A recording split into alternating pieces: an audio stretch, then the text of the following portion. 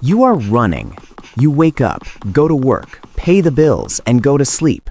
You repeat this cycle for 30 days just to see your bank account stay exactly the same. It feels like gravity is heavier for you than it is for rich people. And the truth is, it is. Saving your first $10,000 feels impossible. It feels like trying to fill a bathtub with a teaspoon while the drain is open. Most people give up here. They convince themselves that the game is rigged. They buy the new car, they go on the trip, and they accept that they will be broke forever. But they don't understand the math. There is a specific point in finance called escape velocity. Once you cross it, everything changes. Gravity gets weaker. Money starts to multiply itself.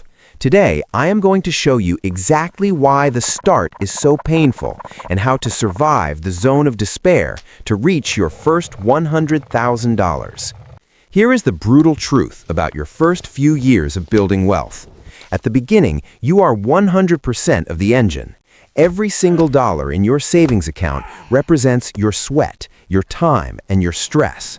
Let's look at the numbers. Imagine you want to save $100,000.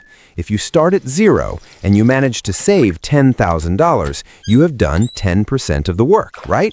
Wrong. Mathematically, getting from 0 to 10,000 is harder than getting from 10,000 to 100,000. Why?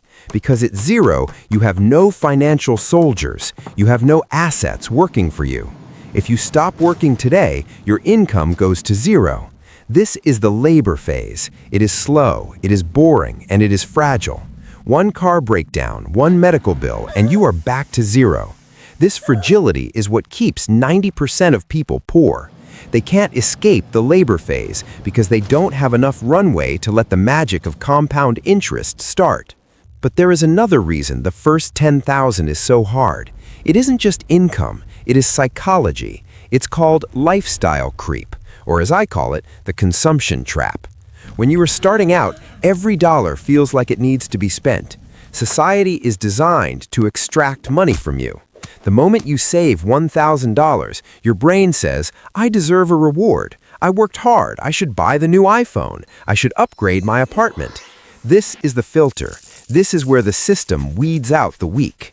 Saving the first $10,000 requires you to act like a monk. You have to say no to your friends. You have to say no to marketing. You have to say no to your own impulses. You are fighting a war on two fronts, the low-income front and the high-temptation front, and you have to win both battles every single day for years.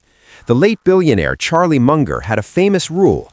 He said, the first 100,000 is a bitch, but you gotta do it. He said, I don't care what you have to do, if it means walking everywhere and not eating anything that wasn't purchased with a coupon. Find a way to get your hands on $100,000.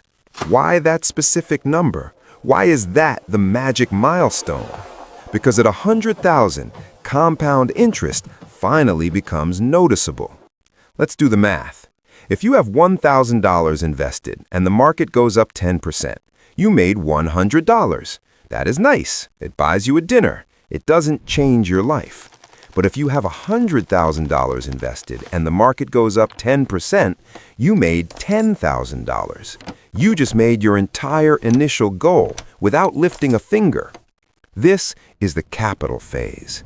Suddenly, your money is earning as much as a part-time job. The boulder you were pushing uphill starts to roll down the other side. Your net worth starts to grow exponentially, not linearly. But you cannot access this magic until you survive the beginning. So how do you survive the grind? How do you get to 10,000 without losing your mind? You stop relying on willpower. You build a system. Step 1 is aggressive defense. Most people focus on earning more. In the beginning, you need to focus on spending less. You need to widen the gap between your income and your expenses. This isn't permanent. It is a temporary sprint to build your foundation. Step 2 is automate the pain. Don't decide to save. Make it automatic. Set up a transfer the day your paycheck hits. If the money never touches your checking account, you can't spend it. Make yourself artificially poor. You need to remove the option to fail.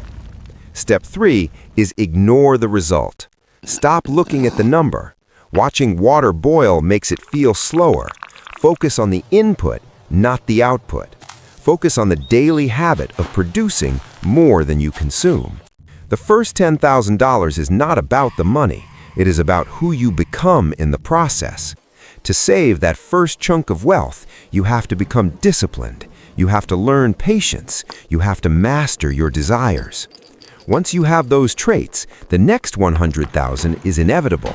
The next million is just a matter of time. You are building the foundation of a skyscraper. The digging is deep. The dirt is messy. No one sees the progress for a long time. But once you break the surface, you will rise faster than anyone can imagine. Keep pushing. Stay in the system.